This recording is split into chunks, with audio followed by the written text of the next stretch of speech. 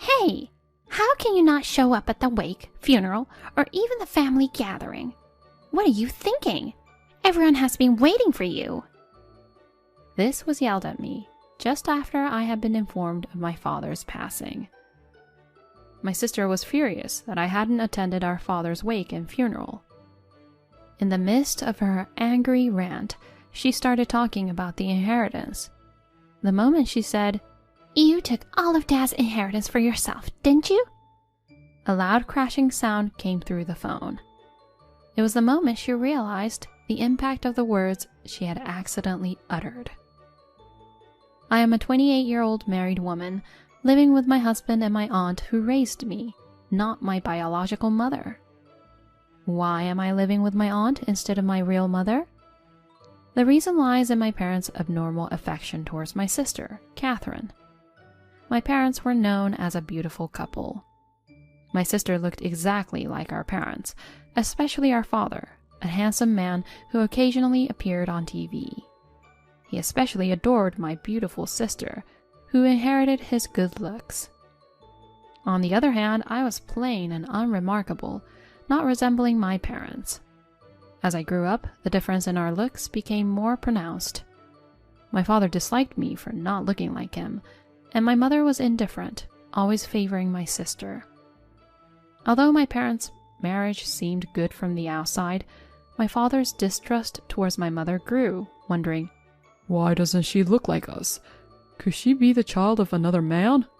Despite my mother's doting affection for my sister. Furthermore, my sister was merciless towards me, wishing I didn't exist. "You should never have been born. You're plain and unfashionable, like a ghost. Don't come near me. I'm not your sister. Your presence tarnishes my beauty. Just get lost." She attacked me every time she saw me. At home, I was banished from our room by Catherine, and I had nowhere to go. When in the living room, I received cold stares from my parents, as if they were looking at something filthy. I never felt accepted anywhere. The only refuge I had was my aunt's house, who lived nearby. My aunt, my mother's sister, was unmarried and welcomed me warmly. She treated me like her own daughter and became like a mother to me, taking care of me instead of my own mother. Knowing that I would be neglected if I returned to my parents' home, my aunt would find reasons to extend my stays with her. Thanks to her, I was able to spend comforting times in her home. As I started elementary school and spent more time with friends, my visits to my parents' house decreased, and I visited my aunt less frequently. However, my parents' marriage didn't improve, and they eventually divorced when I was in middle school. During the divorce, my father adamantly refused to give up custody of my sister. My sister, crying, pleaded, "I want to be with Dad. I don't want to be separated." So my mother reluctantly agreed. On the day my father and sister left our home, my sister didn't forget to look down on me. She boasted, "I'm the winner because Dad likes me. He's rich and earns a lot. You're suited to a poor single-parent family. You're dull, plain, and unfashionable." My sister seemed to draw more and more of my father's affection by cleverly appealing to him. It turned out my father's suspicions were correct. My mother had a relationship with another man and remarried soon after the divorce. As it was proven that she was not pregnant with her ex-husband's child, she could remarry within 100 days, which made her happy. My mother's new husband showed interest only in her, ignoring me and being affectionate with her even in my presence. Sometimes I couldn't bear to hear the sounds of their intimacy through the walls, which made me run back to my aunt's house more often. My aunt, concerned about my mother's remarriage and about me, proposed to my mother to take me in. I wondered how much hesitation my mother would show. Although I rarely felt her love, I thought maybe she would struggle with the reality of letting me go. "You can take that child anytime. I made a mistake by giving birth to her. She's a devil child who brings misfortune. Take her away quickly. She's a nuisance. And don't you ever show me that ugly face again." I realized then that I wasn't born into a welcoming family. This reality was deeply sad and frightening for me, filling me with a desire to disappear. Feeling abandoned by my parents was easy, but the actual sense of loss was indescribable. Fortunately, my aunt understood my feelings and supported me kindly. My aunt loved and cared for me more than my biological mother ever did. Sometimes she was strict, but I knew that behind it was because she really cared for me. Over time, my relationship with my aunt deepened, and we shared joyful moments. From her, I learned the warmth of a family, and since middle school, I have been as happy as anyone else. As an adult, I received news from my sister that our biological father had died in an accident. I had no memories of love from him, but his income had supported my life. Now the happy times I share with my aunt are also thanks to his existence. I couldn't have felt this way before. This ability to feel such emotions is thanks to my aunt's love. I met my sister for the first time in years at my father's funeral. For the funeral, many guests wore black or navy suits.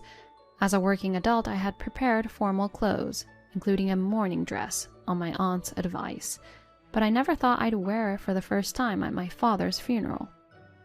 However, what my sister wore was different. Her black suit was embellished with glitter, and the sound of her high heels echoed sharply.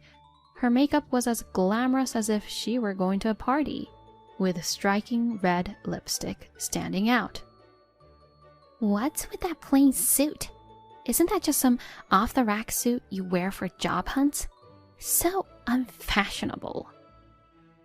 Then, staring at my face, she said, "I thought you might resemble us more as you grew up, but you're completely different. Still dull and ugly. Are you really Dad's child? Remember what Dad used to say? He wondered if you were a child who had a different father. Mom argued against it desperately, but what's the truth, I wonder?" It's true that there were arguments between my parents about me not resembling either of them. There was a time when I thought their lack of love was because I wasn't their biological child. But back then, at my father's insistence, I underwent a DNA test with my mother. The results proved that I was indeed their child. My sister seems to believe those words of our parents as if they were the truth, unaware of the fact that was actually proven. But should such a fact be mentioned in a funeral, especially in front of many guests, including relatives from my father's side? I could hear whispers among the guests saying, "She seems like a child from another man." "Not related by blood? How outrageous." "Probably related to the family inheritance, isn't it?" They would whisper such things. Whether my sister's remarks were planned or just a coincidence, I don't know. But being ridiculed with such words in front of many people deeply hurt me. I regretted attending the funeral of my estranged biological father, whom I hadn't seen in nearly a decade. This event led me to decide to cut off my relationship with my sister. As the funeral ended and I was about to go home, my sister approached me. "There's something about Dad's inheritance I want to talk about." Inheritance? Even though they were divorced, children still have inheritance rights. Once the kids are born, they can't just neglect childcare. So he probably thought, "Might as well raise her to not die." Such were the feelings with which my father treated me. I had no desire for such an inheritance from a father like that. It was probably intended only for my sister, who he adored. I thought it would be a hassle to be asked to renounce the inheritance later, after finding something like a will.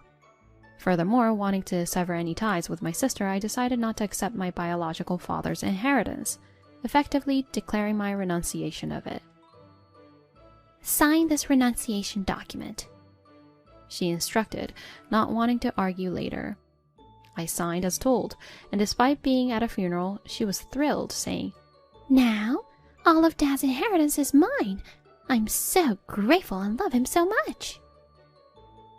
After a while, my sister moved in with my mother and stepfather, starting a new life. She informed me of this in an email. The email, with a photo of the three looking happy, started with words of criticism. This is what family love is. We're so happy, unlike you.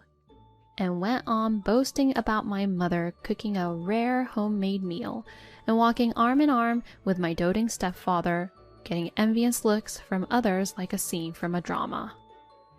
I was fed up with this lengthy email, feeling like I was forced to read a boring short story. Gradually, I started deleting her emails without reading them, and eventually she stopped sending them. 5 years later, I turned 28. Out of the blue, after a long period of no contact, my sister called me. Hey, how long are you planning to make us wait? What do you mean? Don't you remember? Today's the day we discussed Dad's inheritance. Everyone's been waiting for you. I was scolded out of nowhere, confused about what was happening. Dad's inheritance? Then I realized she was referring to our stepfather. Considering my sister moved in with my mother after our biological father's death and stayed there, I couldn't think of any other reason. And now I was just learning about the death of my mother's second husband. Yet I couldn't understand why there was a discussion about inheritance. Confused by the situation, I remembered that since the day my aunt took me in, I had never met my biological mother or stepfather. There was no need or desire to meet, so there had been no contact from their side either. Feeling reluctant to apologize in response to my sister's anger, I decided to retaliate a bit, saying, "Isn't all of Dad's inheritance yours? Have you forgotten that I said I would renounce it and sign the paper?" As I said this, a loud noise came from the other end of the phone. What's going on? It was my mother's voice, which I hadn't heard in a long time. Apparently, my conversation with my sister was being overheard. My sister hadn't informed me about our stepfather's death or the inheritance, and maybe she planned to embarrass me in front of everyone for not showing up on the day. However, her plan backfired, and she likely didn't expect that her taking all of our biological father's inheritance would become public. My mother, learning this for the first time, was furiously accusing my sister. Why are you quiet? Because of you, I broke the precious plate. How will you make up for it?